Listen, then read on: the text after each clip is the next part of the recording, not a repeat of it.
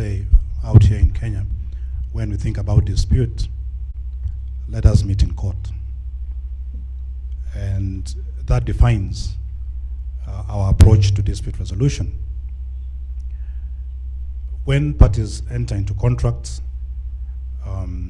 they have the option of selecting the forum to which they can resolve their disputes.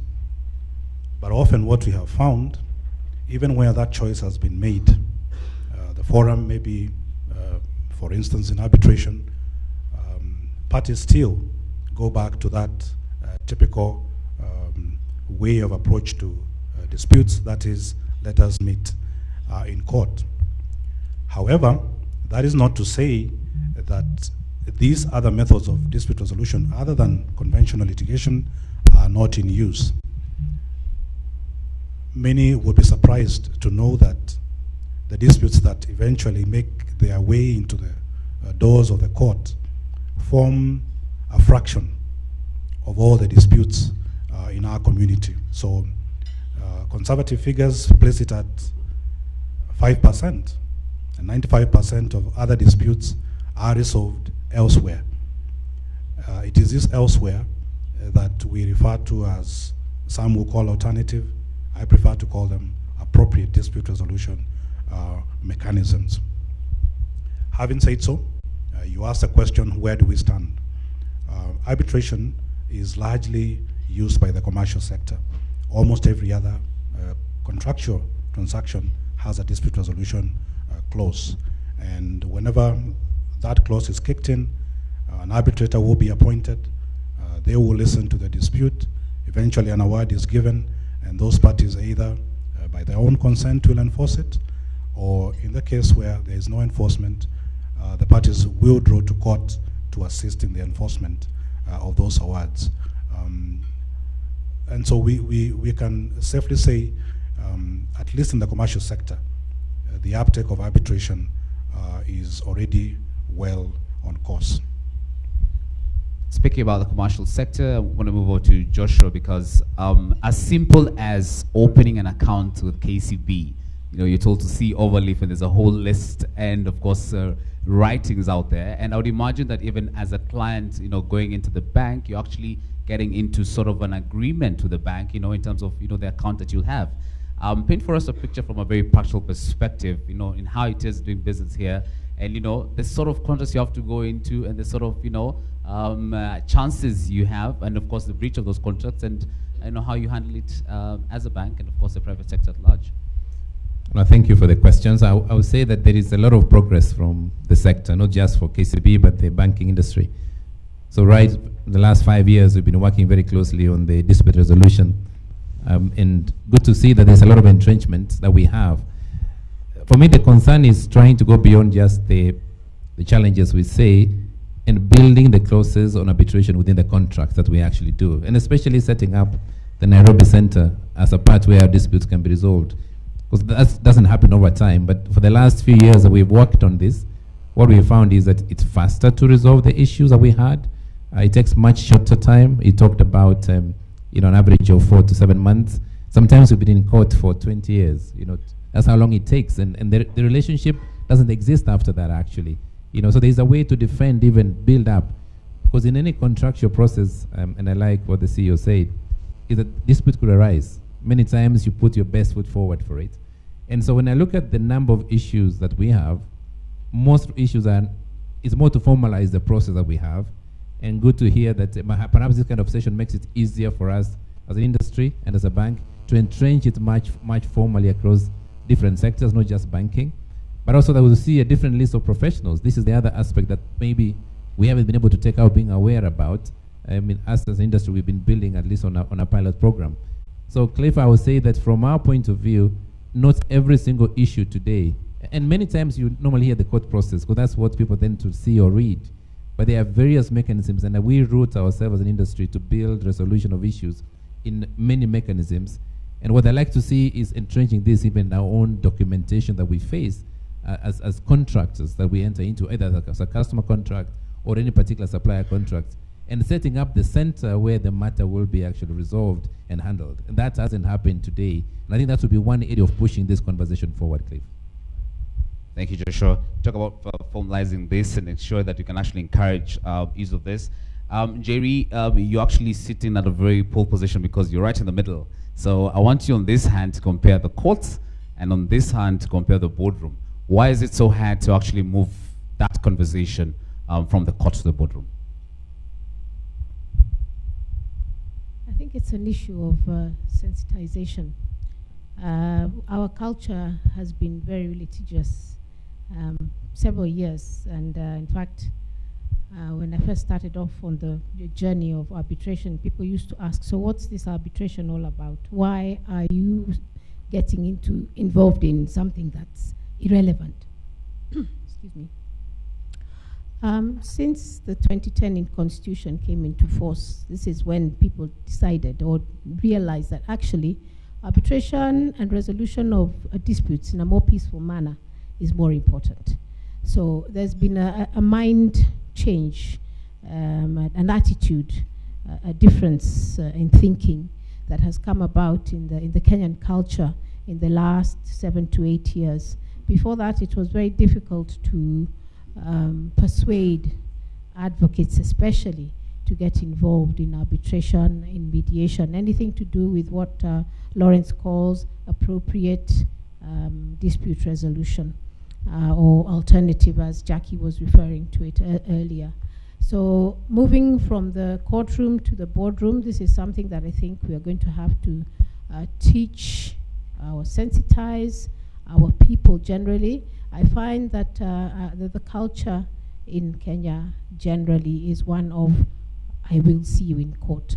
It's not, can we sit back and try and resolve this amicably. You find the problem starts all the way from whether we can sit and negotiate, can we get somebody to assist, and yet this has been our culture in the past. But it seems as we move from our more, I won't call them traditional, but from our own way of thinking to more of a Western type of consideration of matters, that's when people just think about court, court, court. But we must change this way of thinking and get people to realize and to accept that actually even your state of mind remains peaceful if you try and sort things out quietly. Thank you, Jerry. You mentioned the zero about mindset, and of course just looking towards that, but over and above just having that thinking of A.D.R. is that in Joburg is that maybe also the system supports it in terms of, you know, the commercial side will actually have a push towards it. Shane, this is all just over to you to just, you know, tell us how it's done on your side, and just even this kind of also look at Africa in general, and of course with the Kajak Center being launched today. Yes, thank you very much. I think that's what's important to understand, and certainly it was something that resonated in South Africa, was the need to understand that arbitration is not an indication of a lack of confidence in the judiciary or an attempt to usurp the judiciary's role. The courts maintain and always will have an overriding authority in regard to arbitration. The benefit of arbitration is more akin to it intended to be a faster process, and it isn't always the case. And unfortunately, it's not always the case because the arbitration clause, as it was mentioned earlier on, is often the last drafted part of the contract. And issues of where the arbitration is going to be heard, which law is going to govern the arbitration, which is the procedural law to govern it, and how it's going to be enforced, are often the stumbling blocks. So those are things that South Africa as well, having launched with the KJAC branch as well with BIAC, I think arbitration in this sector, and it's exciting that Nairobi has this, is that with this cooperation you have an understanding of different cultures and different methodologies of applying the law, which with this cooperation you have a unique understanding of an arbitrator who can implement the process. I think the quickest example I can give is in the beginning of this year I was in Beijing, and you know, I always, when I became a lawyer, I thought law is, it tells you what's right and what's wrong, and if you know what's right and you know what's wrong, you're going to be okay. Well, in South Africa, we drive on the left-hand side of the road. In Beijing, you drive on the right-hand side of the road. So if we all did what was right and we thought was right, we're going to collide. So it's an understanding of processes, of culture, and I think that's the unique opportunity that arbitration provides. It's a wonderful compromise between commercial understanding and legislative or the enforcement of law and entitlement and obligations. Thank you, Shane. Dr. Chen, just to see what will be the interest of BSc in ensuring that arbitration actually succeeds in this part of the market. And just as here, this is painting a picture of what I said actually is China doing business in Africa and all the partnerships and the projects actually engaged in this region. So what will be BSc's kind of advice and best practice advice for even NCI as we go into this journey? Okay, good morning. Actually, the topic is why from the courtroom to the ballroom. I can share with you the Chinese experience. Yeah, I come from Beijing Arbitration Commission, which also known as Beijing International Arbitration Center. Since its establishment in 1995, we have accepted cumulatively over 33,000 cases. That's a lot, And we have among this, we have over 800 international cases involving disputing parties coming from over 30 countries, and including like Kenya, Nigeria, Egypt, Mauritius, and other African countries. So why they come to ballroom for arbitration rather than go to the litigation? So actually, in international occasion, people go to arbitration is the mainstream practice because the New York Convention, if you go to the court, even you win the case, but you cannot have a cross-border enforcement. But with the boost of with the support of New York Convention, actually, if you win an arbitral award, you can enforce in over 150 countries. Yeah, so I think this is the most important for international transactions. Even in domestic occasion, actually, in China, we still attract so many disputing parties using arbitration as a preferred dispute resolution mechanism. Why? Because arbitration is very professional with expert to decide the case, and also usually high efficient and cost effective. These experts say it's not always the case, but under BSC's practice, actually we can say nearly usually the case. So I can share with you one statistics. Over all the concluded cases, we will, on average, we are concluded for the summary cases around 70 days. For the common procedure cases, around 140 days. So as some business people in this room, this is very high efficient, and time is money for you. So, and also arbitration is very flexible. Not only in domestic occasion, in international occasion, it's much more flexible. Like the Nairobi Center for International Arbitration, they can administer the case sitting in Beijing. Yeah, for us, we also okay. BAC could administer cases sitting in Nairobi, right? And they could use Chinese as arbitration language. We also can use English as arbitration language. We can cooperate. When we have case here, we may use their facilities to have hearing. In for Lawrence, for NCIA, they also could have the hearing in Beijing, use BAC's facilities. So today, I think for all the business, circle, actually, it goes no doubt. Just include arbitration across. Dr. Chen, I actually still want to engage you on that. Is just looking at now with the Kajak launch in Nairobi. How do you see that plugging in? Of course, also the Chinese plugging in, and other interested parties who would like to also look towards using the center for actually resolving their disputes. And what do you see as a potential in this going forward? Even for the Kajak Center, yeah, actually, yeah, for the Kajak Center, the mission of the Kajak, to my understanding, it goes beyond providing impartial, cost-effective, high-efficiency service. Actually, it should devote itself to promote the legal cooperation between China and African countries to facilitate the trade in investment between China and the countries in Africa.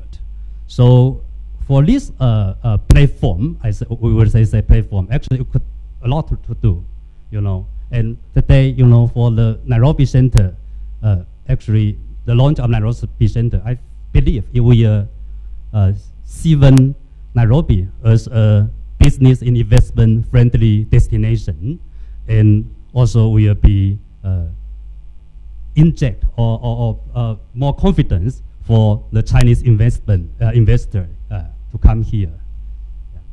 Thank you. Ladies and gentlemen, please give a round of applause for that first round of interaction with our panelists. I'm going to go into this session and allow me to go just a bit deeper. Shane, I'm going to just start with you. Just maybe draw a practical example from Vincent Manson's is, you know, cases is actually enabled and handled in your field. Let's look at that adoption and that changing of mindset and that kind of creating the environment. I know well Nairobi is, and of course Kenya largely leader in this now that we, of course, with what the work that Ncia is doing. But what's the potential of actually replicating this in other markets in Africa? I think the potential is massive and something that is well needed. I mean, Africa in itself is the infrastructure investment opportunity of the world. Everyone has noticed that, and no greater nation than the Chinese have noticed the potential in Africa. The vital importance, as this gentleman touched on, is the New York Convention, which allows an arbitration award to be recognized internationally.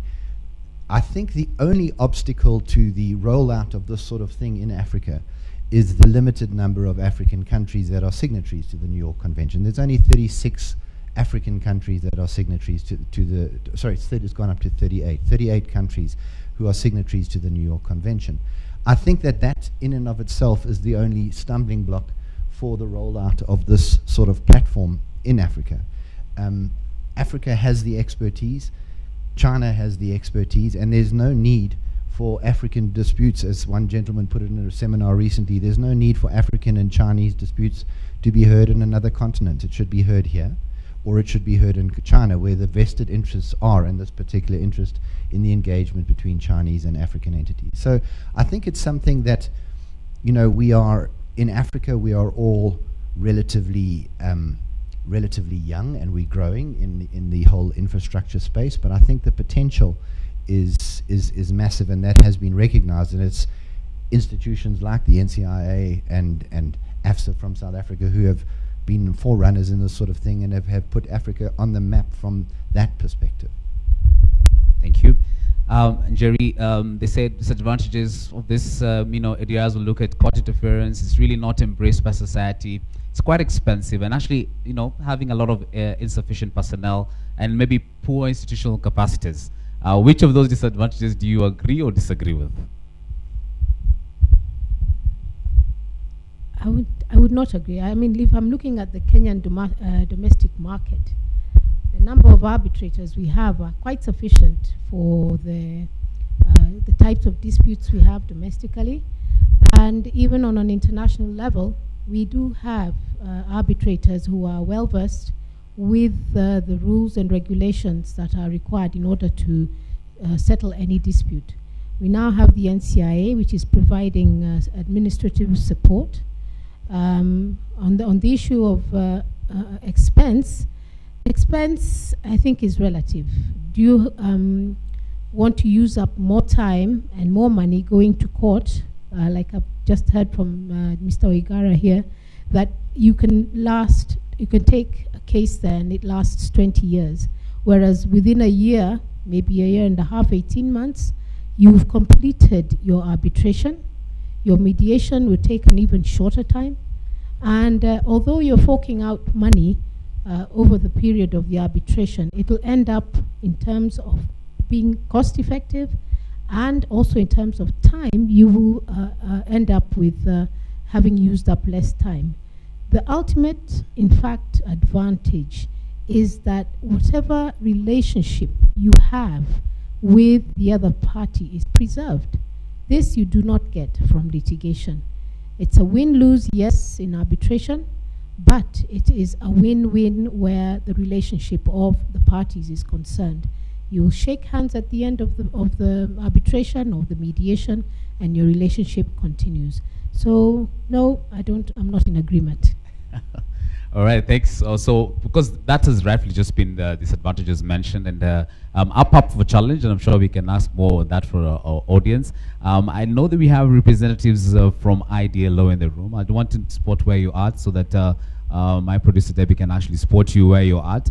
We would want to get that a bit, of course, what Shen mentioned about, you know, being signatories to 38 countries, and what's actually the potential to actually have more countries subscribe to this. Joshua, why it's also very interesting to bring you up in this discussion is because, you know, as a bank, you know, you operate in many countries and you're looking at many other regions, and you can imagine the sort of other legal, different judicial systems you have to deal with, for instance, say for instance, you know, in different countries. And here you have a center where you can actually plug in and actually engage with at a very, very international perspective. So speak to us from the MNC's perspective, and actually the pain that you go through, you know, saying that you have all this list of countries and things to deal with, and in the view that indeed time is money, you don't want to wait for 20 years. I mean, I would say that the challenge we face is, and there's some progress in reality. If I look at even where we got closer some contracts, naturally the first answer you get as a CEO is let's go to court. I mean, that's really where the challenge is we need to make that possible, how people get aware. And I've always said that remaining a champion and saying, let's look at the alternative. So in the last 5 years, since we started a pilot with Kenya bankers, we're seeing now more options being provided in resolutions. But even today, you won't be surprised, Cliff, that the first way of any dispute is, as Jerry said, let's go to court and resolve the matter in there. Yet we have many ways that we can address a matter that is available with ourselves. Across 7 countries that we work, I mean, Kenya has made some progress, and I must thank the team under Ncia in Nairobi. But we're seeing that traction going into, you know, the nature of the markets we see from Ethiopia to Uganda to Tanzania, you know, to Rwanda to Burundi to South Sudan. So there is some traction going on. What perhaps will be the bigger challenge is also how do we ensure that everyone knows, especially for corporation and commercial enterprises, whether it's through the media, Cliff, or whether forums like this one is where we have our conversations. For me, what I see as an accelerator to the process we have is making sure that we have arbitrations done in London, using the English law. So again, you ask yourself, why can't you use our own Kenyan regulations to do this kind of arbitration? Why can't you use the Nairobi Center to do the discussion here? And that's the conversation we need to see, perhaps put more clearly in the different contracts and agreements, and also support the judiciary actually, because most contracts here are very silent. Most likely you will see a different kind of law which is applicable in dispute resolution, and you will see a different center or another country that is actually being agreed. But I'm happy to say that there is no doubt about professionals locally. I mean, our assessment when we ran with the Kenya bankers, we found that the system works, the professionals are available, the team is available here to do the work. So those are not reasons to say that we can't use it.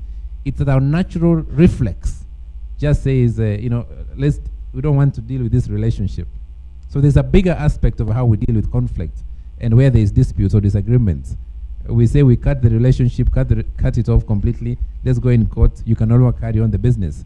What this kind of resolution mechanism like A.D.R do is that you can still continue your business that it was before. And especially for Kenya, which is looking at an international financial center, under Vision 2030. So the quicker we are able to resolve issues on a more global scale, because we are attracting a lot of international investors here, the more will be a destination of choice for FDIs as a country. So I would say that this for me is an exciting season. And 38 countries is not a small aspect for the continent today. And whether we are able to progress with the ones we see. So I'm personally just being a proponent. And many times I see a dispute, I always say, okay, have we considered an alternative resolution or another mechanism of dispute resolution than just filing the matter in court? So I think, and we are finding that there are not fewer cases, we're just finding that there are appropriate ways to resolve particular cases, and there are other ways where naturally we find the issues fail and we go finally to court. Thank you, Joshua. And indeed, Lawrence, what Joshua alludes to is that issue of the first mindset to, let's move into court, and arbitration coming in as maybe quite lower up in the list of what you'd actually think to do. Talk to us that how, as NCI, you're changing that mindset and the shift to the boardroom, and what you actually mentioned regarding the value. And here, I'm just putting you on the spot in terms of, what is your target, and making sure that this is actually rolled out even as we go along. Thank you, Cliff. Let me begin from where Joshua has left it. Many disputes are resolved with a phone call. Joshua calls a colleague, a contract has a challenge, and a conversation begins. The transaction teams are put into place, the technical teams are put into place, and sometimes those disputes never get to be formalized, whether in court or any other forum. What we are concerned about is a dispute that escalates out of control of the parties, and then therefore has to have a third party involved, and that's where the Nairobi Center for International Arbitration comes in. Now, understanding the market, this kind of forum is one way in which we are seeking to engage the decision makers. We are seeking to engage the professional, the practitioner. And Jerry has mentioned one of the points of resistance has been those who are schooled in the adversarial system. For those of us who went to law school a couple of years ago, the training was, as my chairman once mentioned, you fight your case to the best ability. And so the interest of the party in resolving the dispute normally disappears because that's the training we've had. So if you notice, with the conference that we have from tomorrow to Wednesday, we have inbuilt what we call the arbitration moot competition. This is bringing on board about 9 universities which offer law as a primary course. And how we are directing them is towards involving this young talent, once it's been trained in law, to also be trained in alternative dispute resolution, so that by the time they are in the market, their mind frame is exposed to all these other alternative methods of dispute resolution. We see ourselves as an enabler. Of course, we're in this for business. A dispute to me means more work, but inevitably in all transactions, sometime there will be a dispute. We would want to see contracts which run without disputes, but the reality is there will be disputes, and therefore we are preparing ourselves. We have been engaging with the market. As I mentioned earlier, we are also bringing on board panelists from diverse fields, not just law, of people who have competence and expertise in various areas, who then can be called upon when parties are in requirement of dispute resolution services to provide those services. We are talking about efficiency and effectiveness. When I say 4 months, and my colleague here, Dr. Fuyong, has mentioned 150 days, if you break down that period, you will find, I've found in average, the amount of time actually spent in the boardroom may be 3 to 4 days. The 4 months may involve how the parties prepare for the case. And so again, one of the ways in which we want to engage, especially the practitioner, how can we make that process also effective and efficient, so that we can even reduce the time further. For Joshua's interest, he wants the dispute resolved as quickly as possible. He is crossing boundaries, and he's going there to invest and make profit. He doesn't want to be tied down resolving a dispute across border. And therefore we as a center there then are dealing with those inhibitors that make these other methods of dispute resolution not work as effectively as they should. Thank you, Lawrence. So just really quickly on to that point, you mentioned about having a lot of the cases that need the added need of arbitration being in the construction space. Just really quickly comment on that before we go into the question and answer session. Yes, I'll take it from my colleague from South Africa. I know they are well involved in that sector. And he did mention something. In Africa today, the largest sort of investment is in construction sector. If you look at the global statistics in terms of disputes, and we are talking here about billions of US dollars, around 33% of all those transactions will eventually end in a dispute. 33%. That will not be different for Africa. The question is, what happens when those disputes are being resolved? You will have driven around or walked around and seen stalled buildings. And the reason why it has stalled is, let us first resolve the dispute. And so parties run to court. Joshua has mentioned here, I don't want to do that. We can continue construction even as a dispute is being resolved. And so here gives room for us moving to even other dispute resolution mechanisms like the dispute resolution boards, which are inbuilt in construction contracts, so that they can continue handling disputes as Joshua is completing his investment. Great. Ladies and gentlemen, please appreciate the eminent panelists on stage, and thank you for that introduction. Let's give him a round of applause, kindly. And also appreciating our audience who are tuned in, and I'm going to sample some of your questions to the panelists and, of course, the people up on stage. Allow me to recognize Mr. John O'Hagan. I know NCI is represented here, of course, with the entire board. I've actually witnessed yourself, sir, being up in the courtroom representing one of the clients. I don't want to mention at this point in time, of course, in my work as a journalist. And of course, we'll come week after week after week, you know, following the case. And I can actually attest that is, you know, time consuming for that matter, and maybe resources, a lot of resources going into it. Let me just ask you from a very practical perspective, because I've actually seen you doing this. I don't know if you can get a mic quickly to Mr. O'Hagan right at the front, right at this side, kindly.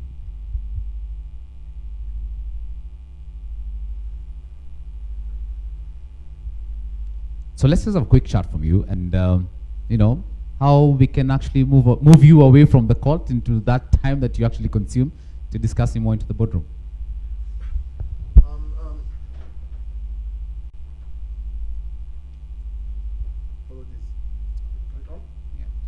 Thank you very much. Yeah, the reality is that I started off as a litigation. Allow me to just come closer to you, then we can actually share this over to you.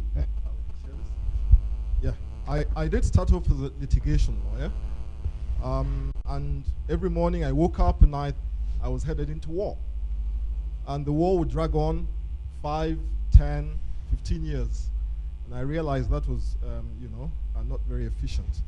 Today my first stop is arbitration. Even when parties are looking to go to litigation, as Joshua says is the default, my default is to ask them, are you willing to consider arbitration? At the present time, I am involved in a $15 million dispute between a banker and a customer. And this dispute was headed to litigation until I suggested arbitration. And the parties are very, very happy that they've embraced arbitration. 2 reasons: confidentiality and speed. For the bank, there are reputational issues as well, because the customer has made allegations which may damage the bank's reputation. The bank has to make a provision in its books for the amount that is in dispute, and that therefore affects its balance sheet. The customer wants to carry on with the construction, and therefore wishes to speed this up. And so really for me it's a no-brainer. And I'm involved in all sorts of commercial disputes which in which I find that arbitration really is the best way to go. As you know, I'm involved in sports arbitration. And when you consider sports arbitration, you can see that speed is of the essence. Litigation would not be of any use to a sports person who's looking to compete next week at an event. So arbitration really is a default for me. Thank you. I'm hearing you correctly that you did not like the way we would give you media attention with all the cases that are out there. And actually something that Lawrence, you rightfully attributed to is the publicity that goes in. Some clients would want to have some of their cases confidential for that matter, based on, of course, the value of the funds involved, or value on the investment involved. And you want to settle in closed quarters. Thank you so much, sir. Appreciate it. Let's give him a round of applause. Thank you for that. I'll take that as an inspiration. Also, I don't know if you have now the representative from A.D.R, but I also want to recognize the presence of course, Chinese ambassador to Kenya. That's Mr. Li Shuang, who's somewhere in the room. I'd want to come over to you, sir. I want to get from your view and your perspective at this point.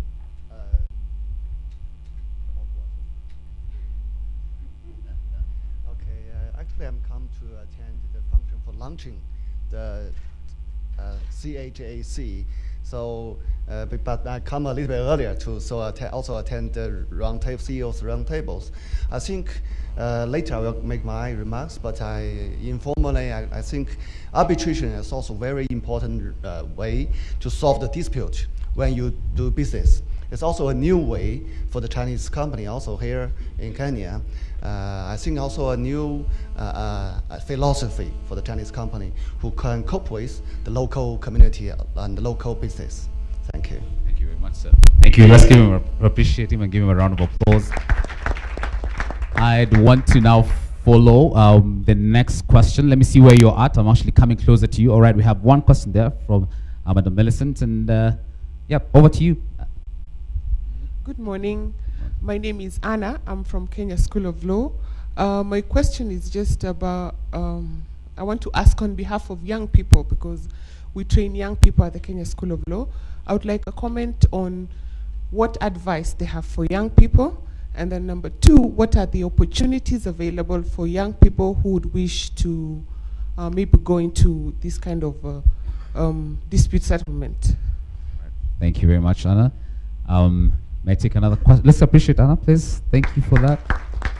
I would want to get A.D.R. Law. I have the representative from A.D.R. Law. I know they are actually sponsors of this session. Just give us a quick comment, and I'd like to have an engagement with you in terms of, how we can scale up that 38. Joshua says that's a good number still, but we want to see how we can scale it up. All right, so let's also appreciate then the presence. I'm going to pass on the mic right to the front. Thank you. Good morning, colleagues. My name is Lindy Nkosi Thomas, KJAC Johannesburg. Thank you very much to members of the panel. May I just inquire of you, you've spoken to us this morning about the general advantages that KJAC would bring to the arbitration landscape, but my question is a more specific one. How do you see the opening and the launch of KJAC Nairobi change, facilitate and advance the investment and commercial interactions with Kenya? Thank you very much. One round of applause again. Thank you. Let me see if I hope I'm not missing. Okay, there's one question right at the back there. Let's sort of pass on the mic. So those are three. I think Lawrence will take on that beat about training. How do we enhance that, and just scaling it up. Good morning, everyone, and thank you so much to the panel. Sorry, can everyone see me? Maybe I should stand. Simi Rispa is my name, Deputy Commissioner KRA, Alternative Dispute Resolution. Now, I really appreciate what we're talking about A.D.R. and the benefits of A.D.R. friendly, cost-effective, in our view, perspective, at least from where I sit, time, and it also preserves relationships. But what I battle with is, what are the challenges of the uptake? Because I feel whenever we talk about moving from the courtroom to the boardroom, ideally everyone should say, yay, I should go for arbitration, but why are we not seeing that uptake? Could it be that, and with all due respect to the legal fraternity, because I'm one, could it be that there's a benefit for the lawyers to go more for litigation as opposed to arbitration? When you're looking at it from the tax perspective, because I also represent KRA, is it beneficial to the tax agents to go more for, go to court, go to the tribunal, as opposed to going to the boardroom and resolving these disputes amicably? I would want to hear more on that. Thank you. Thank you. It's interesting that KRA is here, because this is a month to actually pay your taxes. So I'd hate to imagine how many cases you'd have pretty much at the end of the month inside. Let's pass over the mic to Madam Joyce right at the back. She's the head of consulting from the Kenya Association of Manufacturers. Why I'd want to get CAM's perspective into this. They represent an entire body of business practitioners who are always in and out of court. Thank you, Laban. I'm from the Kenya Association of Manufacturers. It's a business membership organization for manufacturing value-add industries. We are quite pleased to listen to the debate around arbitration and mediation, and specifically from Lawrence about the appropriate dispute resolution mechanism. We have been challenged for quite a number of years with the ease of doing business, commercial courts taking so long to pass on these judgments, and we are really keen on following this process of A.D.R. And as a result, we are looking to partner with NCIA and other players to make sure that we make commercial disputes faster and more efficient. We are looking towards building business relations that will last. We have so many challenges over the number of years that have been affecting how quickly businesses can evolve and how partnerships can be strengthened. We would also want to start our own mediation center. We're in the process of actually launching, which we'll do in the next 1 month, and would like to partner with all the players here so that together we can make sure that business relations are strengthened and we can grow the economy together. We have a big challenge now around the Big Four agenda, which the President is pursuing, and we want to work in all ways possible to make sure that businesses are thriving and managing conflicts where they arise. Thank you so much. Appreciate it. Thank you to everyone who's interacting with us. And now, ladies and gentlemen, I'm moving on to the kind of final remarks. And remember, if you just tuned into us online, we're coming to you live from the Intercontinental Hotel, where we're just discussing matters arbitration and just see how we can ease the pressure off the courts moving into the boardroom, as of course pushing in arbitration as an alternative dispute resolution mechanism. So please interact with us online, of course with the hashtag #TopInBusiness as we engage, especially in this final bit of discussion. Lady, gents, Lawrence, I think you have a lot of questions that you have to take. So I'm going to just push it on to you. How do you encourage youth uptake? How do you encourage, the issues about taxation? I'm going to ask Joshua to tackle the issue of taxation, and Jerry, you can touch also the issue about mentoring others. Just looking towards, that mindset shift as we go along. So, Lawrence, you go first. Thank you again, Cliff, and thank you for the questions. With regards to what do we do, especially with the young talent, and I've just mentioned about the building a culture of training in alternative dispute resolution. We are engaged in academic institutions at universities so that we can have not only lawyers trained in alternative dispute resolution, but across disciplinary training of alternative dispute resolution. What do I mean by this? Ultimately, those who make decisions about where and how disputes will be resolved are not necessarily the lawyers. It is the professional engineer, it is a professional architect, it is a business manager who eventually makes the call on how that dispute is going to be resolved. So we are deliberately treating development of that talent from the academic institutions as one of our pillars, so that we can have business-minded people live in campus who are already aware that alternative dispute resolution does exist and should be pursued. On the other side of it, the ones who actually act as the administrators and managers of the process, the lawyers and the like, also similarly leave university conscious of the existence of this other mode of dispute resolution.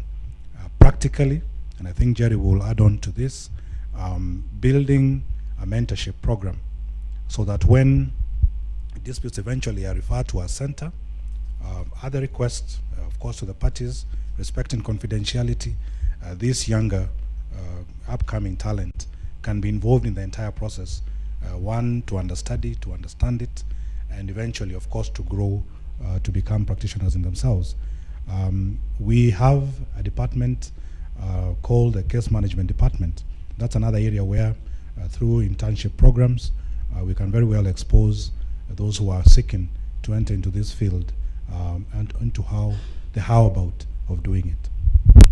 Joshua, ease of doing business, and how this now will enhance that. And I'm happy the issue of taxation was brought about. I mean, let me agree that what John said earlier. I mean, we have a case today in arbitration of $50 million. And because of the kind of confidentiality we were dealing with the client, we found it's much better to have this matter appropriately delivered through arbitration, which is ongoing. But many times the reason why, I don't think, in my view, that at least our lawyer's advice is to go to court. Many times as professionals, we made a view that the relationship is so broken that there is no way of recovering it. And therefore, the best way is to go to court and close the matter, get settled and close it. This is the original mindset that Jerry spoke about. Because we don't see the future. Once the dispute arises in a contract, we don't see a way to actually recover it. Now, as a large taxpayer ourselves, I don't think we have not had an issue to go to court with KRA, for instance. Most of our issues have been resolved through. So we have a kind of a relationship that we can see that there's something better to resolve our issues amicably, because we have a business to run. We have a model to operate in our markets today. So, and I would say that this is perhaps the role of the center in Nairobi, is to get much more ambassadors today in businesses. And it's not always lawyers who deal with conflict. Conflicts come up actually in a normal business, a relationship business, my engineer, my finance. That's where disputes happen. Then they're thrown into a legal function and they say, let's go to court. So many times the professionals are not even aware at that time that there are many ways of addressing an issue that we face. And that is why in many cases, finally, it shouldn't be that when we enter into a contract where there's a dispute, that we then end the relationship, which is most likely what happens. Many cases we've gone to court, the relationship has ended. Right? Even if it was one of our best relationships, we have no chance to recover it because everyone is quite upset. You know, yet that's not the way we see the conversations. It's 5 years since we started as an industry, and I would say we see good progress. I mean, for us, we have a number of matters under arbitration. It's more to see our teams, and what will work with you much more is to finding professionals who are largely in organizations making decisions are aware about these options that are available. Remember that for 50 years, they have only known one way. Yep. So we started that in 2013 when the center was saying, let's have a pilot, which we did with the center. And my view is, this is the way we need to be able to rebuild ourselves, quicken the resolution of issues. And in reality, there can't be one way of resolving a matter. This is what we need to be able to preach and speak much more. And also to the young lawyers today is to say what options are available. And I'm quite excited that we see a resolution. I've been excited to see what we want to do ourselves as a bank is, you know, we're revisiting all our agreements and a contract. You know, actually our dispute clause, resolution clause, is one of the smallest, shortest, and always the last. You know, and I said, but this something is like it's an afterthought for ourselves. And then it doesn't define where we actually place our kind of resolutions, which center, what professionals, what kind of regulations we're going to use. And that's something that I believe that's not just for a bank, but an industry, we should be able to build as a market. And I see a lot of work which has been done in South Africa, and that's what we're building ourselves to build. I say, don't go and reinvent the wheel. Build a process which has already been done and scale it up. So this is more like a hockey stick moment for the industry, for us to be able to scale up operational resolution management. All right, thank you, Joshua. Speaking of scaling up, actually, I would want to have a quick intervention from the Kenya Chinese Chamber of Commerce Chairman, Mr. Zobo. We'll pass on the mic wherever you are. Over to you.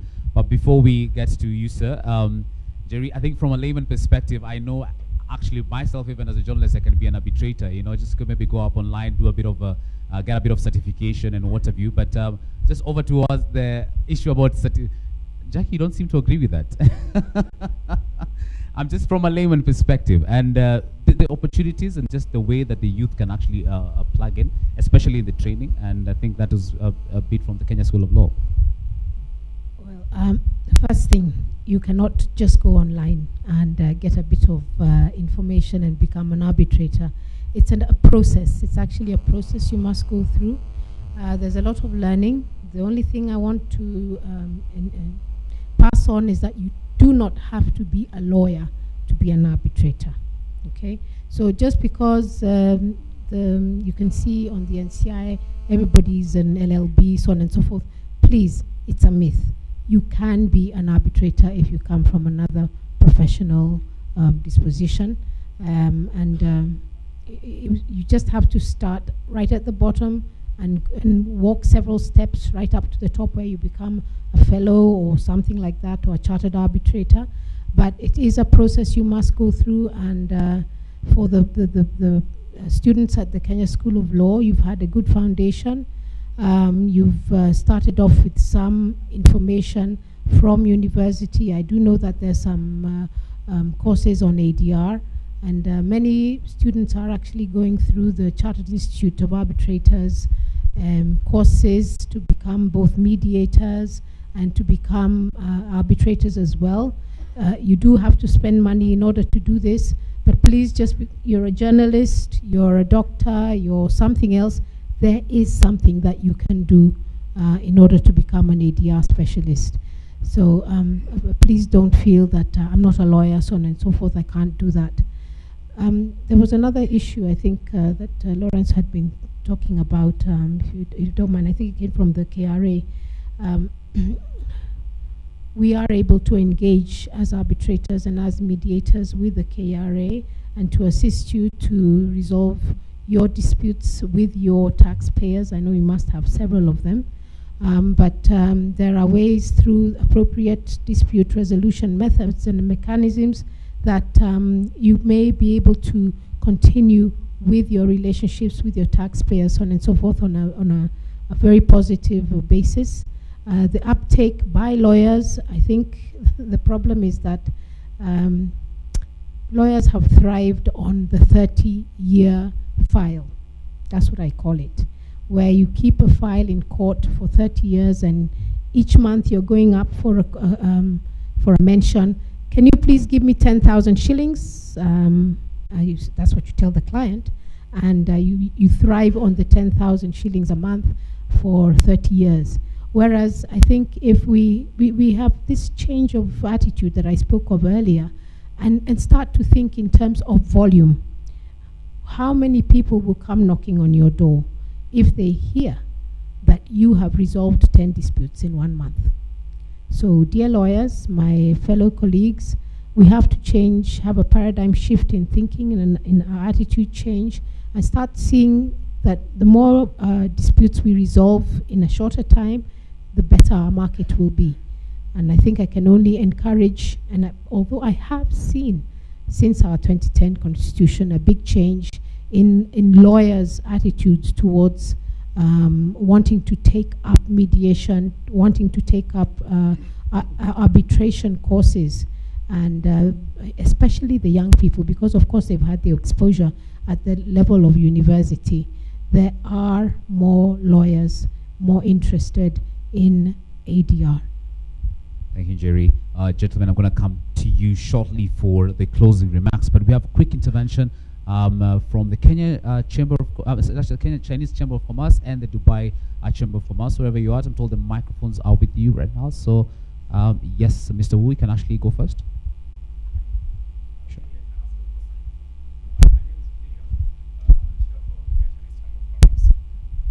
I know follow the One Belt One Road initiative. More Chinese business people come here and more investment here. I believe a lot of disputes will come in the future. So I think this Nairobi Center for International Arbitration is very good, especially this Kajak.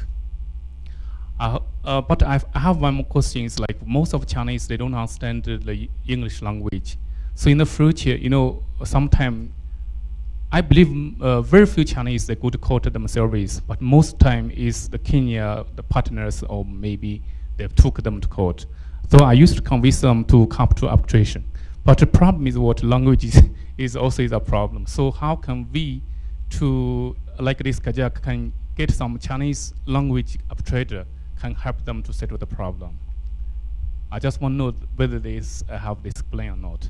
Thank you. All right, let's hear from the Dubai Chamber of Commerce. Thank you. Yes, appreciate Mr. Wu. Thank you. Mr. Michael Gaido, where are you at? From the Dubai Chamber of Commerce. All right, there we go. Just pass on the mic over to you. I think Dr. Cherry can take that question on language, and I don't know if Lawrence is okay. It's okay. All right, just I think you'll do it as you give your closing remarks. All right, Mr. Gaido, over to you.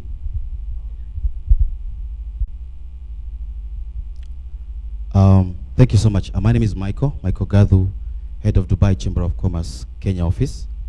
Let me say that this is a very good initiative, and just to pick from what one of the panelists said, indeed, and just to mention this, that Sub-Saharan Africa, and of course Kenya being part of these countries, is among some of the fastest growing economies in the world. And for this reason, as this part of the world becomes more attractive to investors, then of course alternative dispute resolution becomes one major area to look at. Now Dubai has excelled very well in this area, and as you all know, Dubai is a major business and investment hub, not only for the GCC countries, but of course for Africa as well. And as this happens, as more people are finding their footing in Dubai and of course in Africa, dispute resolution becomes a major thing. Let me say that from our experience as an office here in Kenya, Of course, we've engaged many companies in Kenya who are doing business with Dubai or even exporting or importing from Dubai. And of course, in the course of doing business, there are many challenges, which again, definitely if they were to go to Dubai to solve some of these issues, it will be costly. Getting to courts, getting to hire lawyers, I mean, outside the country is of course expensive. But as a country, and as Kenya, I mean, as a country, it's important for us to think about dispute resolution. Let me say this, having worked, of course, in the chamber before, the biggest challenge we have with companies today is that in enforcing contracts or even in signing MOUs, it's become just one of the major crosses put there. But people don't pay attention to details on that particular part because it's important.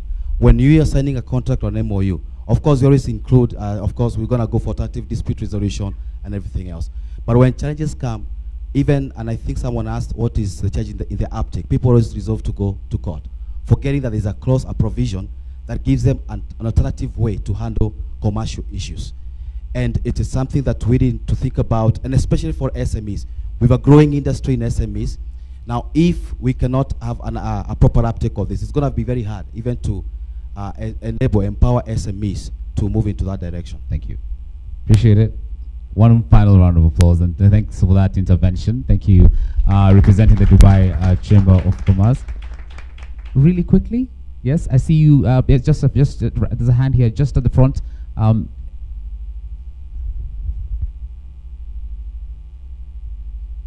I have 2 questions. Firstly, my name is April Long Zhiyun. I'm from Standard Chartered Bank. I'm based in Kenya, so I help the bank to manage the Chinese investors. So there are 2 questions. The first is actually we've talked about why we change from the court to the boardroom.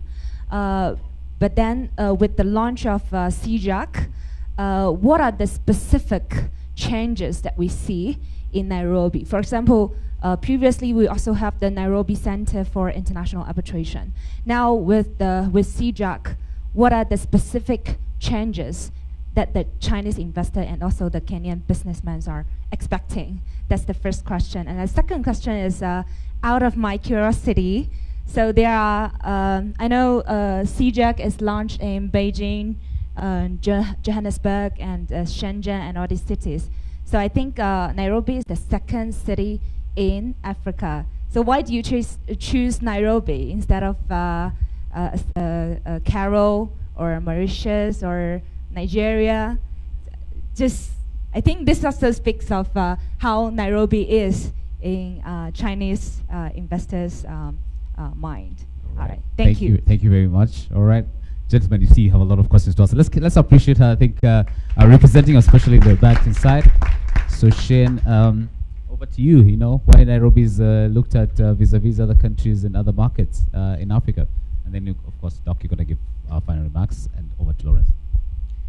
I think the probable reason why Nairobi is looked at over others is one of the fundamental reasons that any commercial entity looks at in deciding where they want to invest, and that's confidence in the market, confidence in the judiciary, and with confidence comes out of certainty and credibility, and Nigeria ticks all those boxes. So I think it was a bit of a no-brainer.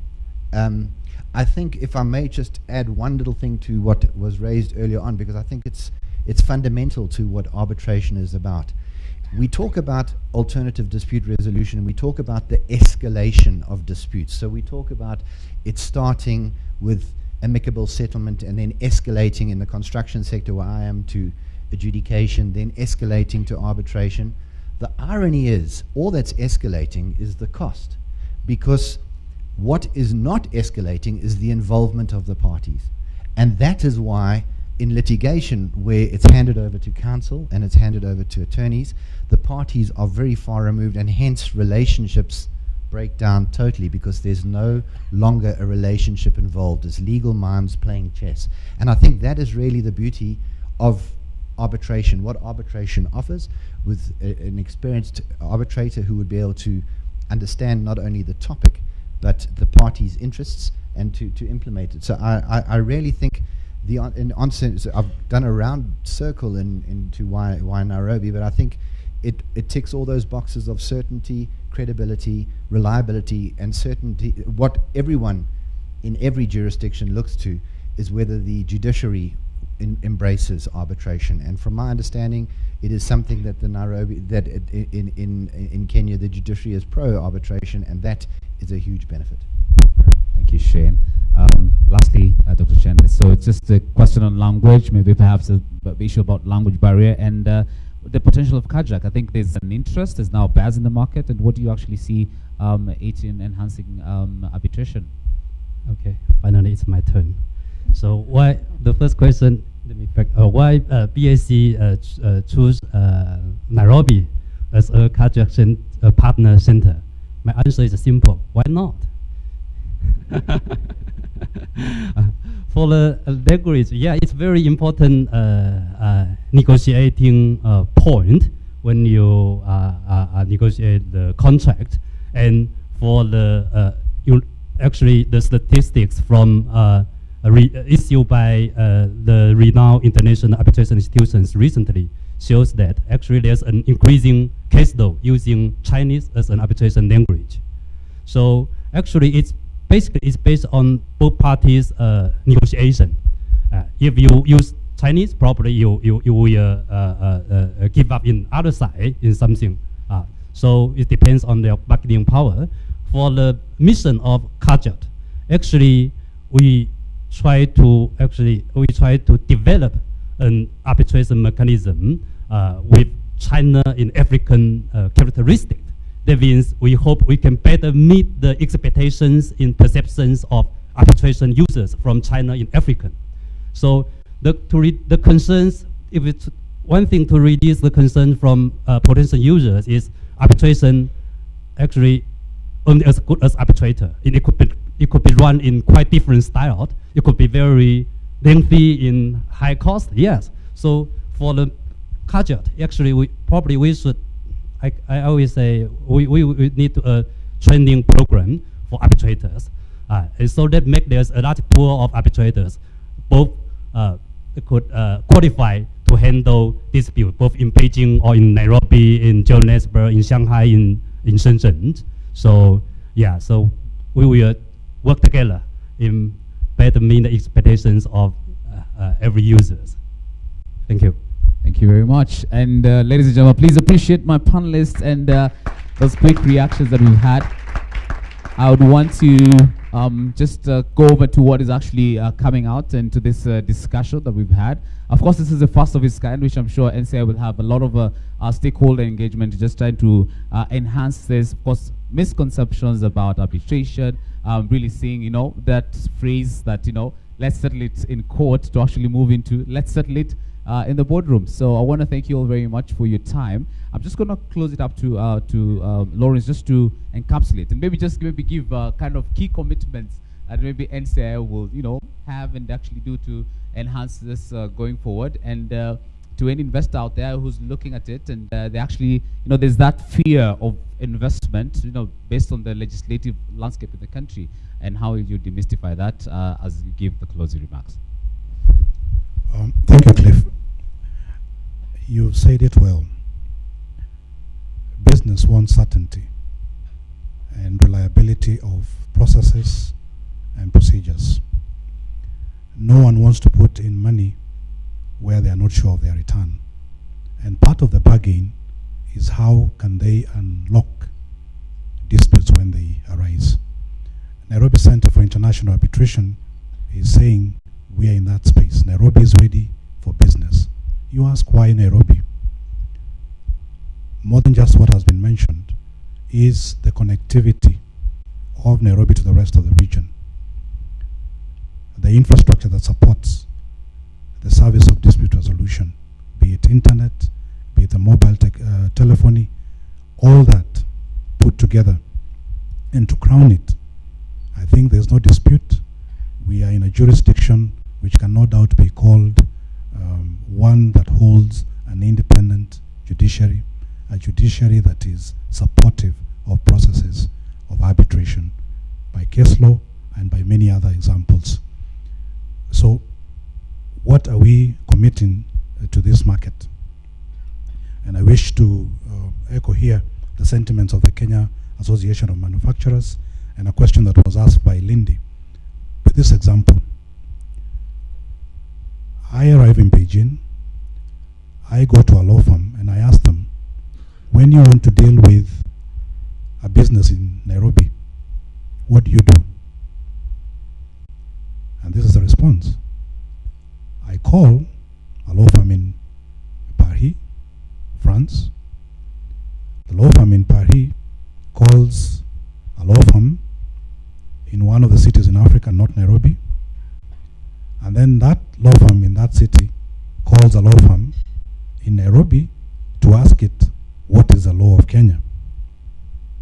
And so to the response, in terms of what will this new project, the KJAC project, to moderate those nuances, those differences, so that the lawyer in Nairobi and the lawyer in Beijing now have a better understanding of the differences in their legal cultures.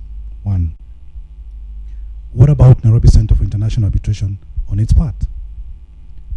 We in this market are the only providers of what you call administered arbitration. You refer the dispute to the center, we manage the dispute for you and the tribunal, and eventually ensure that what comes out is what can be enforced. At the end of the day, what you want is an award that can be enforceable. Kenya is signatory to the New York Convention that was mentioned here. So you conduct an arbitration in Kenya, or with Kenya as the seat of arbitration, it can be enforced in any one of those states which are signatory to the convention. And then we are going to provide the infrastructure so that when you want to resolve a dispute at very minimal and reasonable rates, but customized infrastructure, you can have your dispute resolved, even including using the internet. You don't have to move from one country to another. It can be resolved in the comfort of the bedroom. Thank you very much, Lawrence. One clap. Joshua, thank you. Joshua, Jerry, Shane, Dr. Chen, thank you so much for your time. Really appreciate it. And thank you also to you, the audience, for creating time to be with us. And of course, those of us who've tuned into these discussions on television and on our online platforms, we really want to appreciate. Remember, you've had these discussions first on top in business. This is just looking towards how do we engage, especially with the business community, understand what are some of the issues ongoing. And today, it's for the first of its kind, and we have for the first in this country, is indeed moving from the courts to the boardroom. Of course, the conversation that we've been having from the Intercontinental Hotel. Remember, this is a conference actually taking place right here. This is the first day of its kind, and we're going to have a lot more deliberations ongoing. It will be interesting to also hear what the Chief Justice has to say about this, and we're also expecting the Solicitor General also shortly. So it is a start of many to come, and of course this could not have happened without the support from the Nairobi Center for International Arbitration. My name is Laban Cliff, and on behalf of the producer Debbie and my director Arnold, who brought these proceedings to you live, I want to wish you a good day ahead and a good week. And remember, move away from the cost to the boardroom. Thank you.